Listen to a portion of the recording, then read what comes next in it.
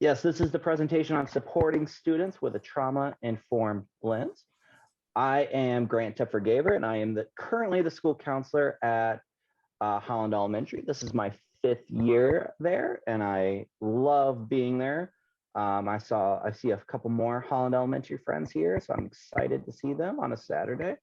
Part of my background, on top of being a school counselor, is I am certified in training in restorative practices, trauma intervention, and so that's kind of where a lot of this, sorry, my daughter hit the keyboard, a lot of my passions kind of fall into place as my desire to not only like help others, but my unending desire to constantly learn about things. So, you know, I like to spend a lot of my days just reading a bunch of different things. So that's a little bit about me. Take it away. Hello, everyone. I'm Kelsey Depompei. So a little bit about my background. When I first started out in education in 2010, I was a 7-12 English teacher. So I've worked anywhere from middle school all the way up through 12th grade. I've had all levels, but I mostly specialize in working with at-risk youth or youth from adverse situations. Currently in my 9th year as a school counselor. I worked in another school before I came to Springfield, but I was at the high school for 4 years. And this year I recently transitioned to the middle school. I've also been a volunteer for the Lucas County Suicide Prevention Coalition for 5 years and was invited to become a board member in 2020. And some of my areas of specialty include bullying prevention and also suicide prevention. All right. So we're changing things up a little bit this time. In the past, we've always run over and have never got a lot of time to do a lot of the other information. So normally we do an icebreaker, but today we're gonna just keep chugging along. But so a little bit, we always like to share norms with you. So we like to make sure every voice is heard. 1 second. Every voice is heard. You know, we speak and listen respectfully. We celebrate each other's successes. We acknowledge that this may not be easy information to take in. Sometimes it might be a little uncomfortable. It might be tough to hear, especially as we talk about various traumas. And, you know, it might bring up different personal things that are happening in the classroom. And so that we kind of accept that discussions may be tough right now. And if you ever need to walk away from your screen, that is perfectly okay. You can turn your camera off if you need some space once we get to some of the tougher discussions. And we also ask that you challenge your personal assumptions about how you perceive trauma and how you work with kids in every day who might be experiencing trauma. Kelsey, do you want to add anything else on that one? No, I think that's good. Okay. Also, we're all here today because we all have a desire to help students, you know, and educationally, emotionally, somehow we all are in agreement that we want to make sure these kids not only survive school, but also just survive life. So, you know, who's in the crowd today? So, you know, where are you coming from today? You know, just put in the chat, like what school, district, building, where are you coming from today? Or maybe if you're a college student, what university?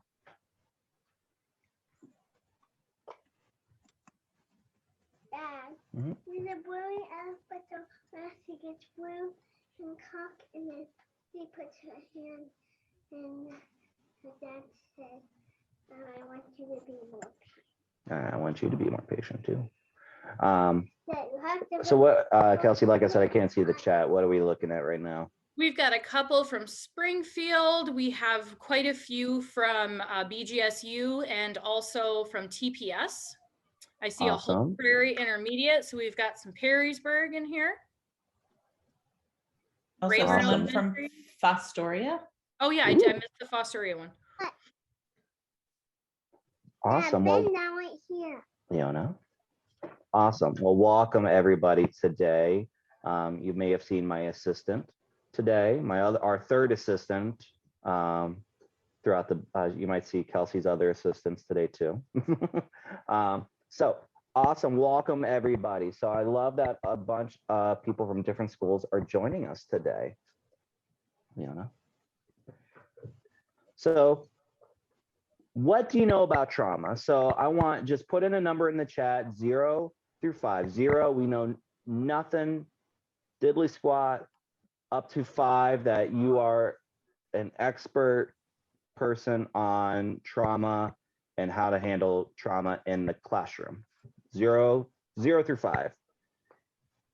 Got a lot of 3s. The thing is, well, my castle. 2s.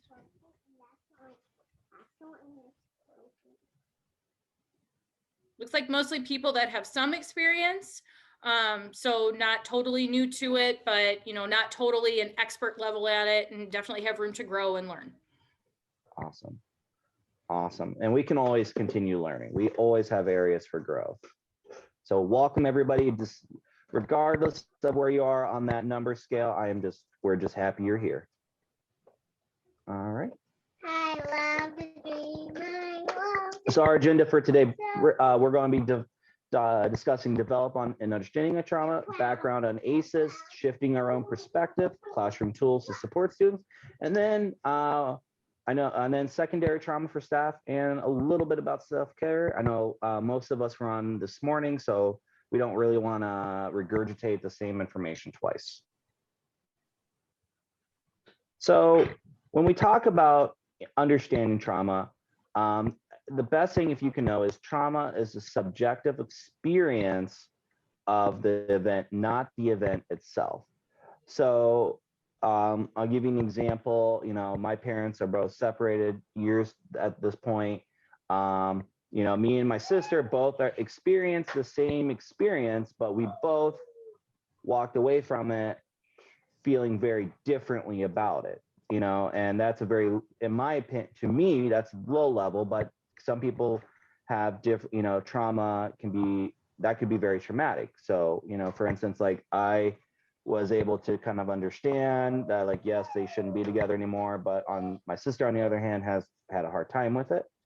Or again, like say 2 people are in the same car crash. One person could immediately get back on the road and start driving again, no problem, not thinking twice. The other person might not be able to be on the not be able to drive without having flashbacks, anxiety, So again, it's all depends on the person's experience of that trauma. And it's an emotional response to the terrible event. So it could be an accident, rape, natural disaster, divorce. It could be, there's so many areas that could be traumatic events. So, what are some, in the chat, drop in the chat, what are some examples that you have seen in your classrooms or just about that are different traumatic events, or what you would consider traumatic events?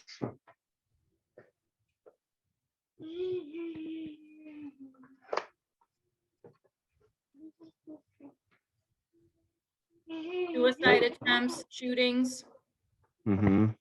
house disaster, fire, homelessness or foster care, loss of a parent, not having food, loss of other family members.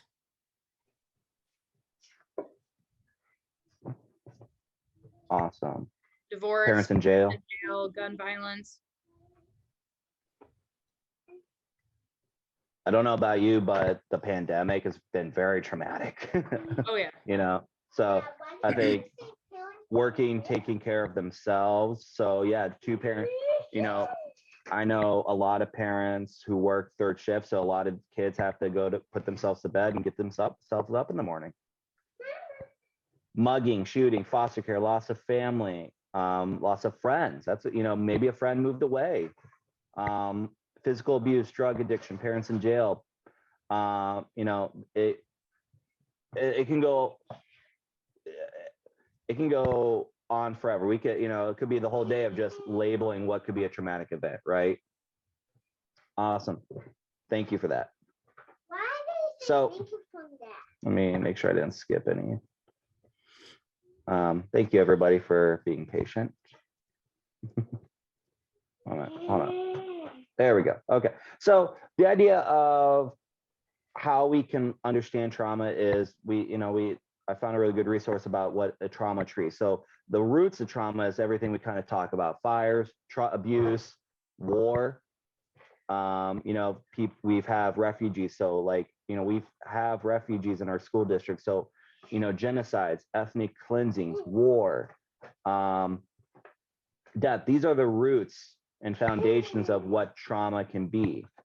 And so, when we build that tree, and, that's where depression, PTSD comes into play. And what happens, how this tree grows, is lack of treatment, lack of acknowledging that this trauma they're experiencing this trauma. And this is when it fosters into the branches of maybe anxiety, panic attacks, drug abuse, having, sex at a really young age, with, being flashbacks, not having poor memory, not able to pay attention. And so, when we look at the facts that, trauma can absolutely impact school performance, because, I say this, my teachers that are in here probably have heard me say it once or twice, is that if they're not, kids can't learn if they're worrying about what's going on at home right now. So, kids, they're worrying about if is there food at home, electricity at home, am I going to see mom and dad again? I'm really worried about my grandma right now because grandpa died. They're not focusing on school right now. It can impair that learning. They're not taking in everything. And also, trauma can, we'll see later on that it stunts our growth too with our brain. Trauma, children may experience physical and emotional distress. How often have we I don't know about you, but I don't know how many of us, stress creates hives on us, rashes, sweating, that's just small scale, but everybody here today can help a child who is experiencing trauma. And if you notice, when we talk about adverse childhood experiences, or ACEs, those have direct links to chronic diseases, infectious diseases, risky behaviors, not different opportunities, losing out on different opportunities, increased mental health issues. And so when we look here, just a quick glimpse, this is a PET scan of a healthy scan and a brain scan of someone who was abused in during childhood in an orphanage, in Romania, and they look their brain shut down parts of their body, at part of their brain, and they have not having the same activity level as someone who didn't experience the same things they did. And so, Kelsey, do you want to talk a little bit about the ACEs? Yeah. So, and Grant and I were actually talking about this earlier. If we are really truly going to understand the ACEs, we have to recognize our own as well. Everybody somewhere in their life has experienced some sort of trauma that has impacted the way that you function throughout your life or adulthood or whatever. So these are potentially traumatic events that can have negative lasting effects on health and well-being. And what's really surprising is that 75% of our students will experience this by the time they turn 18. And that number since the pandemic may even have grown. 1 out of 4 students has been exposed to a traumatic event. So think about the kids in your classrooms right now and some of the behaviors you've witnessed. That's a lot of kids in your classrooms who have seen something traumatic or experienced something traumatic in their lives, that you should potentially be aware of and be cognizant of so that you can be gentle with their overall learning process. So these ACEs are, like I said, super common. And we've already talked a little bit about some of the things that they can experience that will cause them. So we've talked about abuse, and it's not just physical abuse or sexual abuse. Emotional abuse is huge. You know, just in terms of us being remote over the last couple of years and seeing inside some of these kids' homes, you know, I think everybody can probably think of an example where they've witnessed emotional abuse of a child, where you're hearing the yelling, the screaming, the name calling, you know, not even intentionally being exposed to that. The neglect, the physical, the emotional. How many of our kids have parents that are overworked and they have to, you know, essentially raise themselves? And then the household dysfunction. Mental illness is on the rise everywhere, especially in parents. So now we have children who are growing up with parents who are experiencing mental illness, which is creating mental illness in these children, which I will touch on further into the presentation. Children who are experiencing relatives, parents, guardians, whoever that have been incarcerated, have direct exposure to substance abuse, domestic violence, and, you know, as Grant had mentioned, divorce rates being astronomical, especially within the last few years. And I know there's been talks about adding deployment under household dysfunction, just the idea, because like a parent is uprooted to go into a possibly violent situation. Sure. You know, not even like, but like despite a violent situation, but just like another country, another state, just the fact that they're not able to see them on a regular basis, and kind of the unknown, right, of like what is truly going on, especially if you aren't talking to them every day. And so that could be stressful, traumatic, just like not knowing as a child, right? If you're thinking of like a young child not knowing if they're seeing that parent again. I want to piggyback on that a little bit too. Again, talking about the pandemic, the exposure these kids have had to screens and the things that they are seeing that maybe they are not developmentally ready for, because it's not always possible to monitor everything that they get exposed to on the internet. Having a parent that works in a potentially dangerous environment, even outside of deployment, like police work or firefighter. You know, I have a friend who is a police officer, a detective, and their son, you know, is 11 years old, and being exposed to the amount of police officers that have died in duty through the media and things like this. You know, he was struggling with anxiety every time his dad would leave to go to work. You know, so it's something that we have to be very cognizant of with what we have on the news, what our kids are consuming through their phones or their iPads or whatever. You know, there's definitely a fine line of using these as tools versus allowing them to create aces in our children.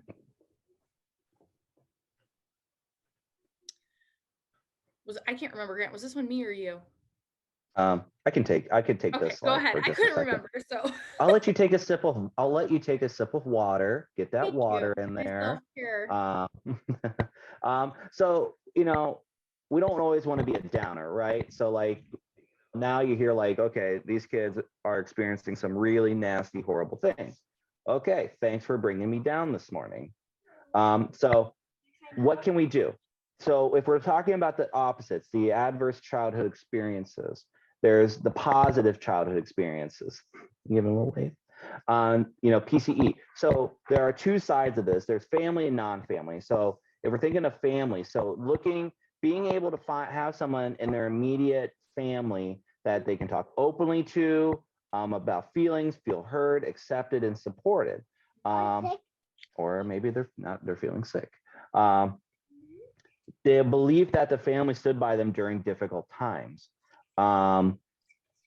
And feeling safe and protected by an adult at home. So, you know, I working with young kids, like most of the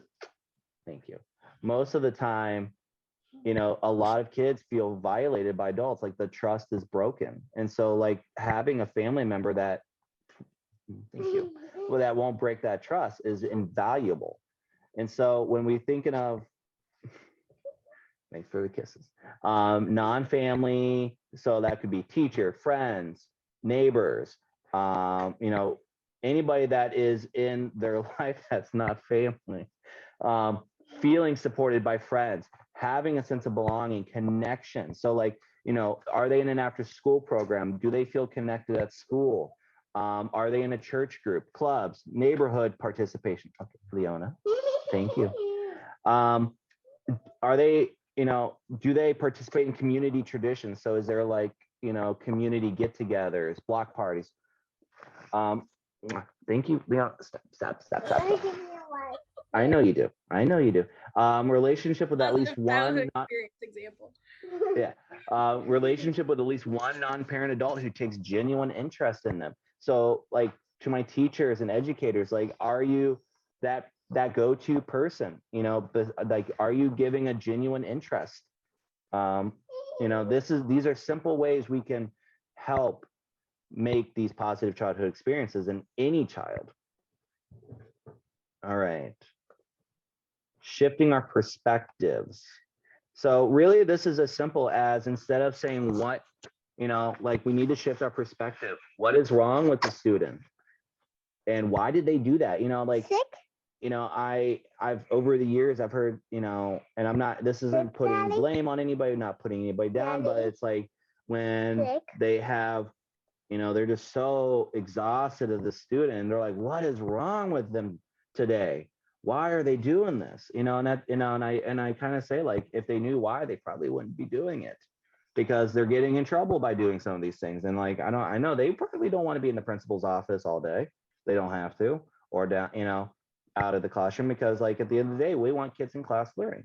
So like, if we can shift it, because like, I always try to offer these questions up, is, what has this student been through? Tell me, we asked the student, tell me what happened, what's going on today. For some of my first questions, if it's going on in the morning, like, did you eat breakfast today?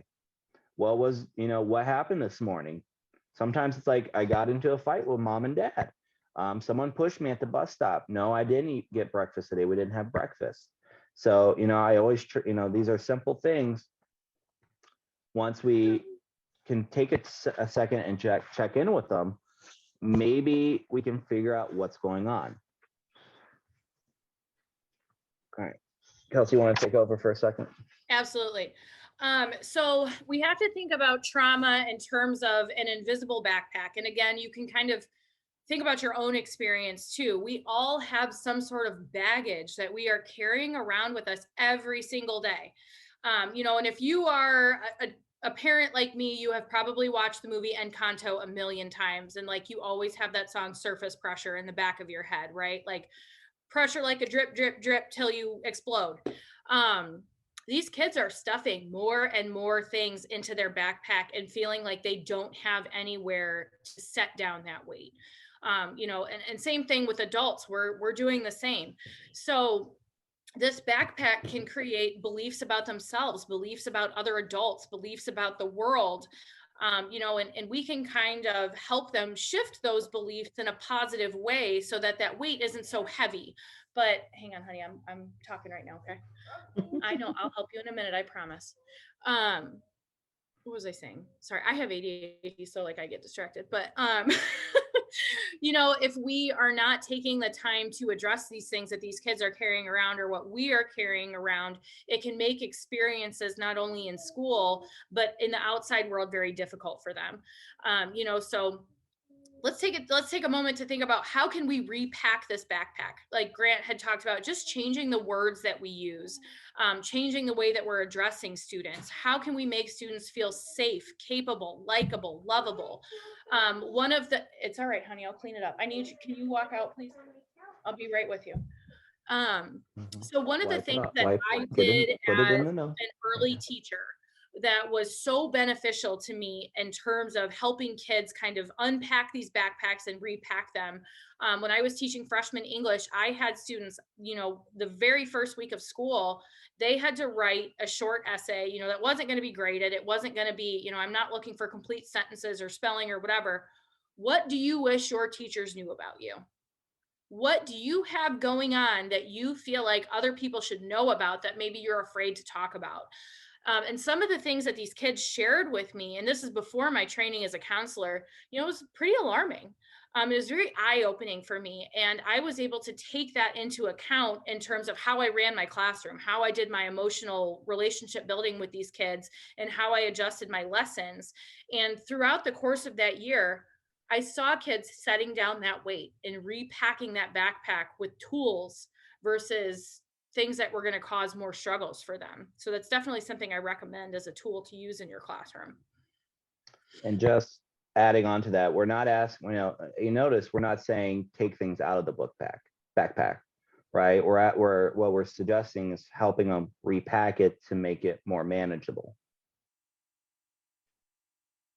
So just real quick, so working in schools, we've seen behavioral based meltdowns, and then there's sensory based meltdowns, and they both, at face value, can sometimes look very similar, right? They're screaming, kicking, shouting, stomping, swearing, biting, throwing, hitting.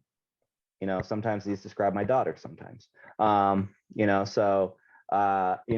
the difference is one has a goal, one is uncontrolled, it comes when there's that overstimulation sometimes. So if we're looking at the behavior-based meltdown, it's driven by a want or goal. For instance, my daughter wants to go to Wendy's and get chicken nuggets, French fries, and milk, but no, we're going to have spaghetti tonight. She'll keep that meltdown until she wants that goal in mind. Are you your daughter? You're my daughter, yes. Once they get what they want, the behavior ends abruptly, right? They might act this way in front of an audience because they know, that's what they're trying to get something out of this. Usually they return to normal in 5 minutes or less. And when we look at the sensory-based meltdown, it could be overloaded, overwhelmed. Certain stimuluses are triggering them. It could be a smell, could be a word. It could just be the overload of the brain. It could be, it could be an hour of calming down. Sensory-based meltdowns is not a quick come down, because again, they're not in full control anymore. And that's kind of where the biggest part is, again, going back, behavior-based meltdown, they're in control because it's a means to an end. There's a goal. Sensory-based meltdown is they're not in control anymore. I look at it as that, if we're thinking of zones of regulation, it's that red zone area. I also think that's important to keep into consideration when deciding on any type of consequence that gets put in place, especially with sensory-based meltdowns. And again, we'll talk about this once I get to these classroom tools to support students, but definitely knowing the difference between the two will help you regulate that behavior and offer opportunities for growth and improvement. So supporting students, this is something that can be very overwhelming and very difficult if you don't have the right tools in place. So like I had mentioned, offering that opportunity for kids to share those things that they carry around in their backpack so that you're aware of them and you have a better idea of how to address these needs in the classroom is going to be a huge tool that works in your favor. You can do this in a number of different ways. Like I offered it in an essay. You can use Google Forms. You can do one-on-one conversations with them. Like if you have the ability to function in that role with them, you can make sure that you're having conversations with the school counselors. That's also something that I like to approach with my teachers as well, where they have their team time and they can work together. I will make sure that I make time to go and sit with them and hear students that they have concerns about, without breaking confidentiality, allowing them to know, like, the student struggles in this area and these are some suggestions on how you can work with that. So recognizing who your support people are in school, and who can offer these tools to you is going to be a major benefit to you as not only an educator, but reducing your own stress levels when you have to deal with these types of meltdowns within the classroom. And a lot of times, kids are looking for some sort of attention. They're seeking it, they need it. And I feel like sometimes people hear attention seeking and have a negative connotation with that. But when you think about it, as human beings, we all have attention seeking behaviors. That's normal as a human being to need attention, to need affection, to need to know that you have value. So having attention seeking behaviors can also benefit you because you know where a child has a need that needs to be met. Using positive reinforcement for behavior management. And I found a great article, and you guys will get a copy of this so that you can check out these links later on. But positive reinforcement for behavior management is really going to work in your favor, especially if you have a kid that has consistent attention-seeking behaviors. So recognizing when they're doing something great, like if they offered to help another student, or if they're turning in their work on time. Kids love that public praise. They love to know, like, hey, I'm being seen, I'm being recognized for who I am. And sometimes behavior charts are going to work for kids, but I don't recommend doing those behavior charts publicly. I recommend doing them on a more personal, private level. So maybe you have a student that you have a special, and like I said, we use a computer a lot now, but you have a spreadsheet that is only shared between you and the student, or maybe the student and other teachers, where you can document, examples of positive behavior in the classroom and give them points for that positive behavior. And recognize the areas where there needs to be improvement and give them ideas on how they can make that improvement, and let them know, hey, if you do this consistently, this is going to be your reward at the end of it. The next one is zero indifference policies versus zero tolerance. And this one can be really confusing. So I'm going to have Grant pull up this link for us so we can take a look at it and kind of see a little bit more of what that term means. No problem. Okay. Do we, tell me what you see. I see it. Perfect. Okay. So you can pull down into Okay, that cool. chart a little bit for me. Okay, right perfect. here, Right, in structured time, in the structured. Okay, cool. Yep, we'll start with this one. So before I even get into this is mostly focused on how students treat each other or treat their educators or other people in their lives. It is so important to recognize that bullies are not born, they are made. This is learned behavior. And we have every opportunity available to us to help them unlearn that behavior. So zero tolerance policies actually don't fix the root of the issue. They can only exacerbate it. So by saying, you're not allowed to do this, you're not allowed to say this, and because you said it, you lose recess, you get detention, and then you never have another conversation about it again. So in the short term, you may get what you want in that moment, but it's not going to prevent that student from creating that behavior again in the future.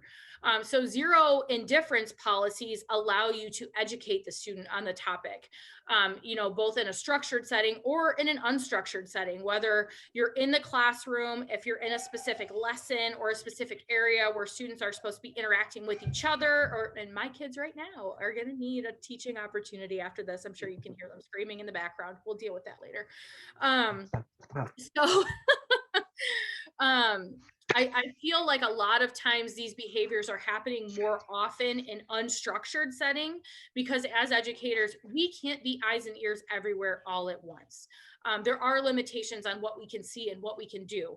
So if we start recognizing these things in a structured setting and having these conversations ahead of time and letting kids know, like, hey, like, I hear that you are frustrated with your partner in this moment because you guys are having a difference of an opinion. So let's talk about how we can see other people's perspectives, and we don't have to agree, but we don't get to be disrespectful, and giving them practical solutions on how they can do it. Does that mean there's no consequence?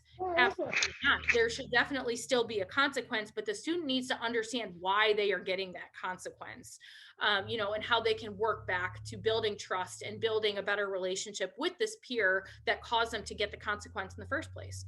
And it's not always about a paper trail or the conversations at home or whatever, because we know if a kid doesn't come from a good home life, calling a parent is not always going to make the situation better. It may actually make it worse, because like I said, it's typically a learned behavior.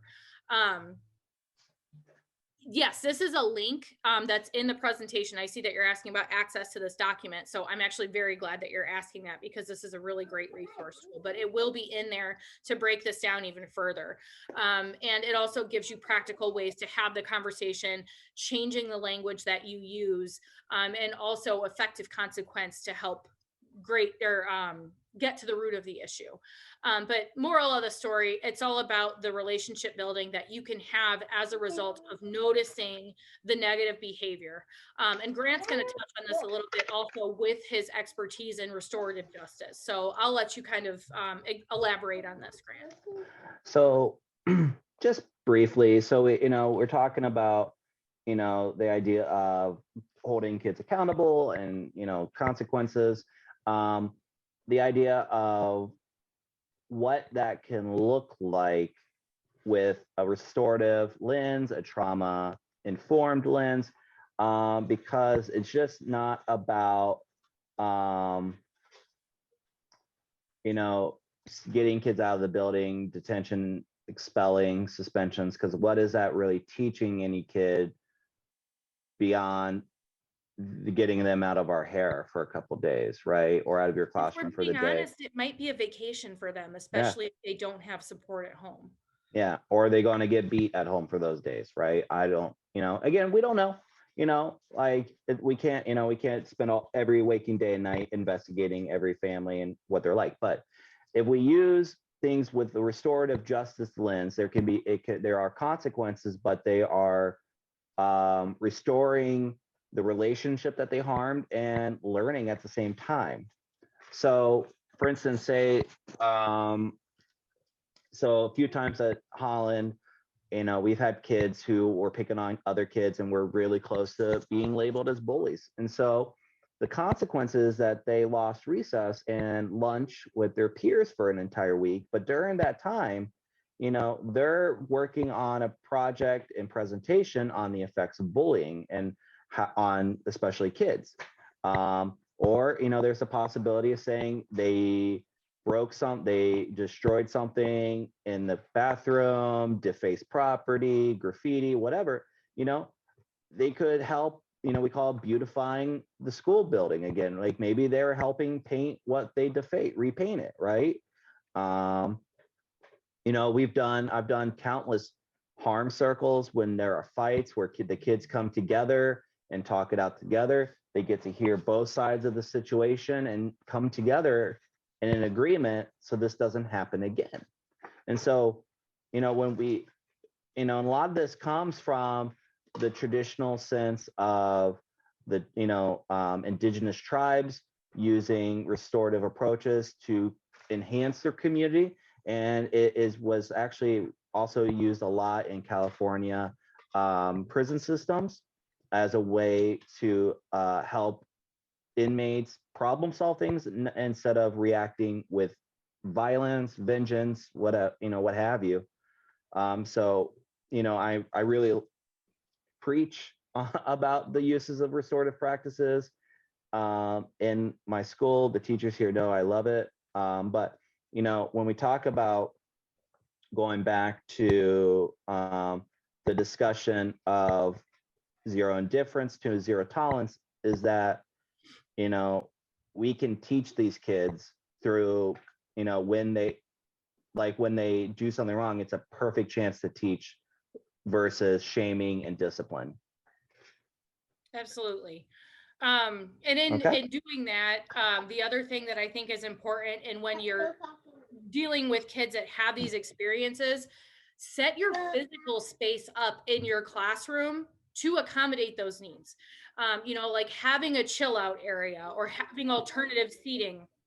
Or having a break plan for these kids, like knowing where they can go if they're overstimulated and you're sensing that they are going to have a sensory-based meltdown. Where can they go to have those feelings in a safe, private space where it's not going to create further trauma for them or other students? So I'm a big advocate for alternative seating in the classroom. I know that's not always possible, but it can be something as simple as having a beanbag chair or having carpet squares, or having like a little cubicle up to kind of like cut out some of those other things that might be overstimulating them and allowing them to put on noise canceling headphones or read books or whatever it is. And I recommend that at every single age level. I think that we have too many expectations, especially for our teenagers, to be adults when developmentally they are not adults. They are still very much children that need to be fostered and nurtured and taught the right ways to handle these situations. So in noticing these things, it's also important to touch back on what Grant had showed us with that chart with the brain alterations. And not only does it create those brain changes, especially in the gray matter, where we're learning about emotional regulation and stress management, it can cause epigenetic changes. So there are studies that have been done that when a child is experiencing trauma, it's not necessarily altering their DNA, but it's altering the way that DNA functions. And then if they are to grow and have children, they are now creating a line of those epigenetic changes that can be passed on to their children and their children's children. So it's changing the way that our DNA functions. It's really important to maintain usual routines, especially for kids, like younger kids. A return to normalcy communicates the message that the child is safe and life is going to go on. So when you know that a kid has experienced something traumatic outside of school, providing them that space that's normal to them and allowing them to have space to talk about it if they want to talk about it or not talk about it if they don't want to talk about it, that's going to help them process. And giving children choices is huge. I get asked about parenting all the time. And I always say, like, it doesn't have to be a specific title or branch of how you parent, but having the ability to negotiate with your kid is going to save you so much stress in the long run, not only as an educator, but as a parent. And I know many of us are, and saying something along the lines of, like Grant used the example of dinner time, right? So I hear that you really want to go through the drive-through, but I'm telling you that that's not an option tonight. So you have a choice. You can be upset and cry and be angry that you're not going to get your McDonald's or Wendy's or whatever. And then when we go home, you're going to have an early bedtime. Or you can choose to take some deep calming breaths, have spaghetti dinner with family, and then maybe we can all have a treat together afterwards as a reward for you using positive behavior management. And like, your language is going to change depending on the age, but you're giving them a choice, and you're letting them know what the consequences are going to be, whether they're positive or negative. And increasing the level of support and encouragement given to the traumatized child. Know what that looks like for the kid. And making sure that you have limits for inappropriate behavior and you're developing logical consequences. Like I said, with the sensory-based meltdown, the kid can't help it. They're overstimulated, they're on sensory overload, and this is a trigger and a response. So taking away their recess time is not going to be beneficial. And I also think that we need to talk about, and I talked a little bit about this, and I'm running out of time. So Grant, you can go to the next slide. We always run out of time. Something else that I think we need to do is adjust the way that we are lesson planning and providing classroom instruction. And I know there is a lot of stress on us as educators because of all the state testing and things like this. Your lesson does not always need to be super involved or super creative or last a certain amount of time. We're putting too much stress on ourselves as educators to do that. And ultimately, it's not working for the kids. And I'm not saying do the bare minimum, right?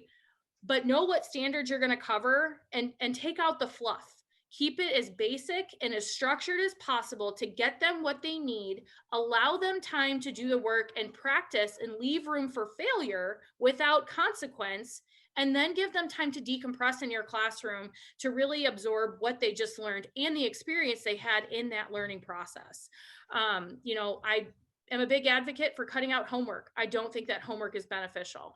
We don't want to work when we go home. We're trying to set boundaries with that work-home relationship. We need to allow that space for kids as well. It's different if they're wasting their time and not doing proper time management or taking advantage of that decompression time. You still have to get the things done. But if you know what that kid's home life is like, they're worried about eating when they get home. They're taking care of a younger sibling. They don't care about their homework. So we need to keep that in mind when we are lesson planning and working with these kids and helping them try to reach these standards. Alrighty. So I think you got enough on compassion, compassion fatigue and burnout. So, end of the day, take care of yourself, drink water, stay hydrated, do something that makes you happy, do something and that makes you recognize your own trauma. I think that's huge. We oftentimes carry around that invisible backpack and don't think about how that affects our everyday decisions or our relationships. So I think that taking time to break that down and reflecting on your life experiences and how that may impact your relationships with other people and the decisions that you make as an educator is really going to be beneficial. And sometimes digging into that backpack is ugly and it's scary, but ultimately it's really going to help you. All right. So obviously we always run out of time. Me and Kelsey are notorious for it. We like talking. We would like to do a reflection time, normally different, but, as kind of your exit ticket today, if you want to drop in the chat, some way you are going to, try to incorporate something you heard here today in your teaching practice, or just your practice as an educator, administrator, future educator. How are you going to use something you learned today moving forward? And then we will open. We'll stick around for a little bit for questions. And let me get it to it. Here's our info if you need it. Here's our email addresses. Thank you so much, Grant and Kelsey. I really appreciate all the information you shared with us today. You were great. Thanks for having us. And I love the real life examples going on during the presentation too. So I think just for directions for everybody going back, if you would like to continue discussions, we'll come back for a quick closing into that main room link and do some breakout rooms just to share across different sessions and things that we learned as well. So I really appreciate everything that you shared with us today. And again, we'll have links to these presentations on our webpage afterwards. So thank you very much for attending, and hopefully we'll see you in the main room as well. Have a great day, everybody. So I don't need to share the link to the presentation to view in the chat box too, so you all have it. Perfect. Feel free to open that. Let's see. So some people shared. I like that quote. I like what you said, Lisa. Do you understand why that was hurtful? Mm-hmm. I think because it helps them reflect on what they did. And then it provides you the opportunity to explain why that was hurtful. I like that, Lisa. Finding ways to give more choices in both teaching and parenting. Agreed. Clear place for students to go to decompress if needed. And I like the idea of a clear place, having a sign that says calm down corner, quiet space, having that space. Or, and I understand there's sometimes it's hard to find a space, I know, I'm pretty good at, I have a calm down space in my counseling office. I know our front office is, our secretaries are amazing to allow kids little 5-minute breaks here and there if needed. Yes, that no homework idea. They need time to be kids again, right? Especially right now.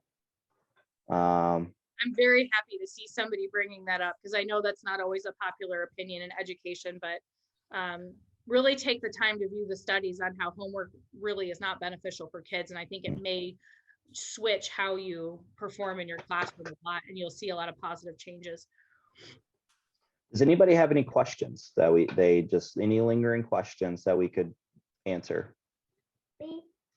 Oh, you have a question? Also, in terms of self-care, remember, you don't have to grade everything.